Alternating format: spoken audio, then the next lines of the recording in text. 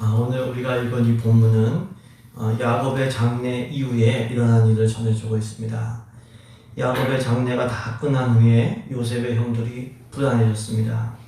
왜냐하면 과거에 요셉을 노예로 판 거에 대해서 요셉이 복수하지는 않을까 이런 생각이 든 것이죠. 그래서 요셉에게 가서 아버지가 돌아가시기 전에 형들의 허물과 죄를 용서하라 이런 말을 했다고 이렇게 요셉에게 전했습니다. 그 말을 듣고 요셉이 울었다고 했습니다. 왜냐하면 아직도 불안에 떨고 있는 이 형들이 너무나 안타까웠기 때문에 그렇습니다. 그저 그 마음도 모르고 이번에는 형들이 또 요셉 앞에 와서 이렇게 엎드리면서 자기들은 종이니까 자기들은 요셉의 종이라고 하면서 용서해 달라고 또 이렇게 얘기하는 것입니다. 우리 15절부터 18절까지 말씀을 한 번 더 읽겠습니다. 15절부터 18절까지 말씀입니다. 요셉의 형제들이 그들의 아버지가 죽었음을 보고 말하되 요셉이 혹시 우리를 미워하여 우리가 그에게 행한 모든 악을 갚지 아니할까 하고 요셉에게 말을 전하여 이르되 당신의 아버지가 돌아가시기 전에 명령하여 이르시기를 너희는 이같이 요셉에게 이르라 내 형들이 내게 악을 행하였을지라도 이제 바라건대 그들의 허물과 죄를 용서하라 하셨나니 당신 아버지의 하나님의 종들인 우리 죄를 이제 용서하소서 하며 요셉이 그들이 그에게 하는 말을 들을 때 울었더라. 그의 형들이 또 친히 와서 요셉의 앞에 엎드려 이르되 우리는 당신의 종들이니이다. 요셉은 이미 형들을 용서를 했습니다. 근데 이 형들은 그 용서를 확신하지를 못했어요. 그렇기 때문에 아버지가 죽은 다음에 불안과 두려움에 사로잡히게 된 겁니다. 혹시나 이 요셉이 자기들한테 복수를 하면 어떻게 될 것인가 두려워하기 시작한 것입니다. 이를 통해서 알 수가 있는 것은 무엇입니까? 용서받는 일도 중요하지만 용서받았음을 확신하는 일, 이것도 참 중요하다는 겁니다. 아무리 용서를 받았어도 용서받았음을 확신하지 못하면 불안과 두려움 가운데 살게 됩니다. 기쁨을 누릴 수가 없는 것이죠. 그것은 하나님과 우리의 관계도 마찬가지입니다. 하나님은 예수님의 십자가 보혈의 공로로 우리를 용서하신 것입니다. 우리는 죄인이지만 예수님께서 우리 죄값을 지시고 십자가에서 대신 죽으셨기 때문에 우리가 용서를 받은 것입니다. 근데 그 용서를 확신하지 못하면 여전히 죄책감 가운데 두려움 가운데 살게 되는 거예요. 그러니까 우리가 죄 용서함 받았음을 확신해야 되는 거예요. 이 확신이 없으면 속죄의 기쁨을 누릴 수가 없습니다. 예수님의 십자가 은혜로 죄 용서함 받았음을 확신하시길 바랍니다. 아멘. 다른 방법은 없어요. 예수님의 보혈 외에는 방법이 없습니다. 그걸 믿으셔야 돼요. 예수님의 보혈의 공로로 천국 가게 되는 줄로 믿으시길 바랍니다. 천국 가는 다른 방법은 없어요. 예수님의 십자가 보혈 외에는 없습니다. 그걸 믿으셔야 됩니다. 어떻게 하면 우리가 죄 용서하며 확신을 가질 수가 있을까요? 우리의 죄보다 더 크신 예수님의 십자가의 은혜를 기억을 해야 돼요. 물론 우리가 죄인이에요. 정말 죄인입니다. 근데 우리의 죄가 이 정도라면 그 우리 죄를 지시고 십자가에서 우리 대신 죽으신 예수님의 은혜는 더 큰 것이죠. 그 더 큰 은혜로 인하여 우리 죄가 용서받은 겁니다. 이것이 구약시대의 속죄 제사를 통해서 명백하게 보여주신 거죠. 죄를 지은 사람이 구약시대에 소나 양이나 염소를 가지고 성막에 왔어요. 그리고 제물의 안수함으로 자기의 죄를 전가시키고 어떻게 합니까? 그 제물을 대신 죽임으로 속죄의 은혜를 받은 겁니다. 하나님은 예수님의 십자가를 설명하시기 위해서 이미 구약시대부터 계속해서 이 속죄 제사를 정하시고 이렇게 가르쳐주신 겁니다.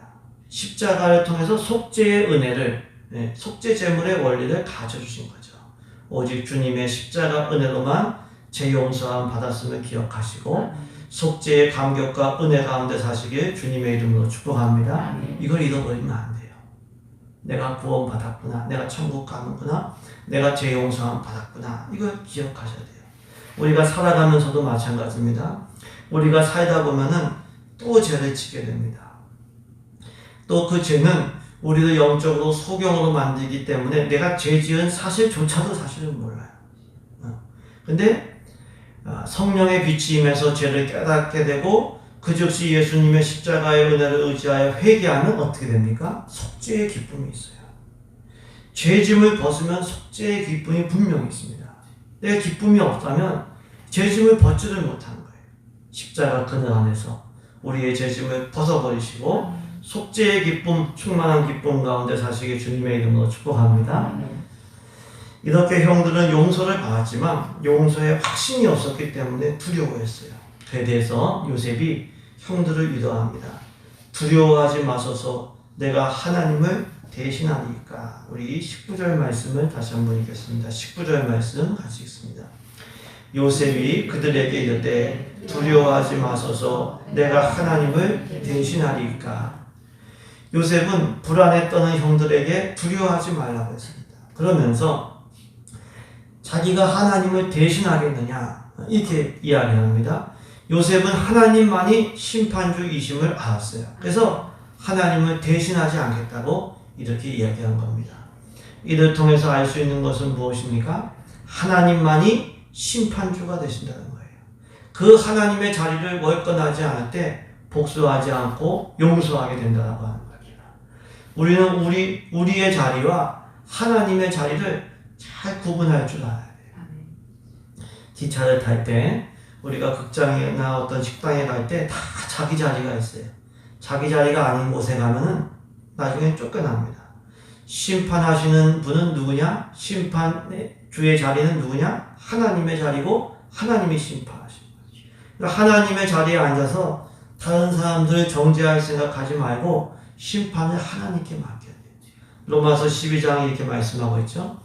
아무에게도 악을 악으로 갚지 말고 모든 사람 앞에서 선한 일을 도모하라. 할 수 있거든 너희로서는 모든 사람과 더불어 화목하라. 내 사랑하는 자들아, 너희가 친히 원수를 갚지 말고 하나님의 진노하심에 맡겨라. 기록되었으되 원수 갚는 것이 내게 있으니 내가 갚으리라고 주께서 말씀하십니다. 죄지면 하나님께서 진노하시고 진노가 차면은 반드시 심판합니다. 그래서 우리가 친히 원수 갚지 말고 하나님의 진노하심에 맡기라고 했어요. 하나님만이 심판주의. 하나님의 자리에 앉아서 정죄하는 일이 없는 우리 되기를 소망합니다. 우리는 우리 자리가 어딘지를 기억해야 돼요. 우리 역시 하나님의 심판을 받을 사람들이에요. 하나님의 긍휼과 용서를 구할 사람이 다른 사람들을 정죄하기만 한다면 우리한테 안 좋아요. 야고보서 2장 13절에 긍휼을 행하지 아니하는 자에게는 긍휼 없는 심판이 있습니다. 우리가 다른 사람 긍휼히 여기지 않으면 긍휼 없는 심판이 있다고 했어요.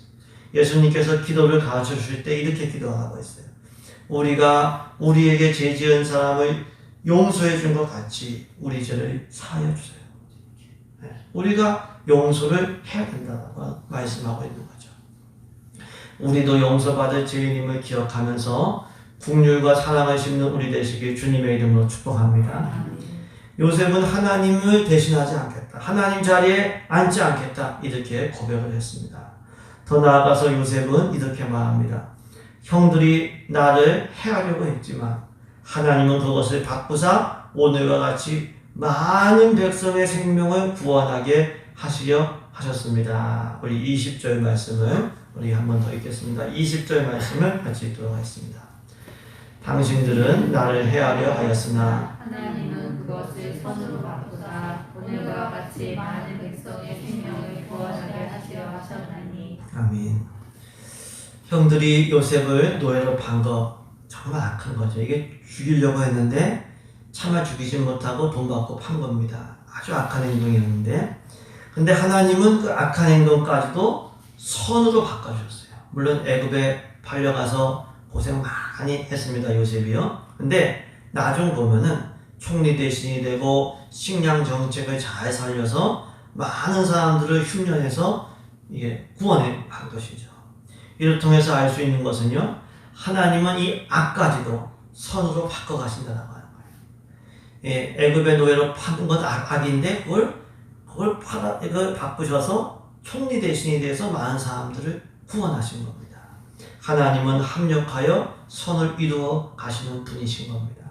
그렇기 때문에 우리가 큰 틀에서 생각하고 크신 하나님을 바라봐야 돼요. 만약에 요셉이 자기를 해하려고 했던 형들의 그 악함만을 바라봤다면 어떻게 되었을까요? 형들을 용서 못합니다. 복수하겠죠.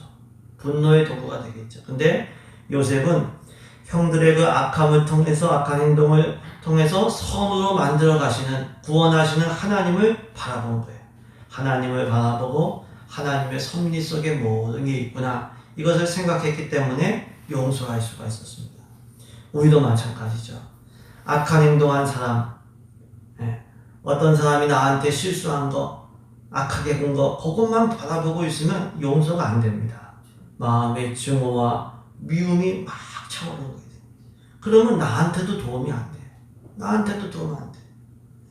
우리는 뭘 바라봐야 되냐면은 사람들의 악함을 통해서도 선을 이뤄가시는 하나님, 하나님의 섭리, 그때 그것을 바라볼 때 용서하게 되고 평화를 누릴 수가 있습니다. 큰 틀에서 보고 크신 하나님을 바라보시길 예수님의 이름으로 축복합니다. 아멘. 그래야 용서의 사람, 평화의 사람이 됩니다. 또 우리는 하나님의 자녀로서 방향을 잘 바꾸는 사람들이 돼야 돼요. 악을 악으로 갚는다. 이거 복수의 악순환이 일어나서 이거는 가정도 깨지고 모든 관계들이 다 깨져요. 다 죽게 돼요. 이 악순환이 일어나면, 복수의 악순환. 그러니까 우리는 방향을 바꿔서 악을 선으로 갚고 선으로 악을 이기는 거예요. 그럼 모두가 선해지고 모두가 살게 돼요. 로마서 12장 20절에 내 원수가 줄이거든 먹이고 목마르거든 마시게 하라. 그리함으로 내가 숯불을 그 머리에 쌓아 놓으리라. 악에게 지지 말고 선으로 악을 이기라. 원수가 줄일 때 먹을 걸 주는 거예요. 원수가 목마를 때 마실 것을 줘요. 숯불을 그런 머리에 있는 것처럼 얼굴이 화끈거리는 거예요. 자기 잘못을 알기 때문에. 양심상 더 이상 악을 행할 수 없을 정도로 선을 베풀면서 선으로 악을 이기라고 했어요. 우리는 악한 에너지를 선한 에너지로 바꾸고 잘못된 방향을 다른 방향으로 바꿔야 돼요. 합력하여 선을 이루시는 하나님처럼 우리가 방향을 잘 바꾸는 지혜와 마음이 있기를 예수님의 이름으로 축복합니다. 이렇게 요셉은 두려움에 떠는 형들에게 합력하여 선을 이루시는 하나님에 대해서 고백을 했어요. 하나님이 이렇게 하셨습니다. 그리고 또 두려워하지 말라고 하면서 형들과 형들의 자녀를 기르겠다고 또다시 위로하고 있는 것을 볼 수 있습니다. 우리 21절 말씀을 우리 같이 읽도록 하겠습니다. 21절 말씀을 같이 읽습니다. 당신들은 두려워하지 마소서. 내가 당신들과 당신들의 자녀를 기르리라 하고 그들을 간곡한 말로 위로하였더라. 아멘. 간곡한 말로 위로했다는 것은 따뜻한 말로 위로했다는 것입니다. 요셉은 또 형들을 위로했을 뿐만 아니라 형들과 자녀들을 책임지겠다고 하면서 미래까지도 약속했어요. 근심하지 않도록. 이를 통해서 알 수 있는 것은 무엇입니까? 자기가 할 일에 집중할 때 용서할 수 있다는 거예요. 우리가 할 일은 뭘까요? 우리가 할 일은 하나님의 은혜의 통로가 되는 거예요. 사랑하고 용서하고 선대하고 선을 심는 거예요. 특별히 디모데전서 5장 8절을 보시면 누구든지 자기 친족, 특히 자기 가족을 돌보지 아니하면 믿음을 배반한 자요 불신자보다 더 악한 자니라고 했어요. 자기 친족, 자기 가족을 돌보라고 했어요. 요셉이 자기 형들과 그리고 형들의 자녀들을 돌본 거예요. 하나님이 주신 힘으로. 우리는 우리가 할 일에 집중하고 우리가 가야 할 길을 가야 돼요. 그러면 곁길로 안 가게 되어 있습니다. 심판은 하나님께서 하실 일이고 우리가 할 일은 선으로 악을 이기는 거죠. 그럴 때 우리를 통해서 선순환이 일어날 줄로 믿습니다. 용서하고 사랑하고 선을 행함으로 하나님의 도구로 쓰임 받으시고 은혜의 선순환을 가정과 교회와 공동체에 일으키시길 예수님의 이름으로 축복합니다.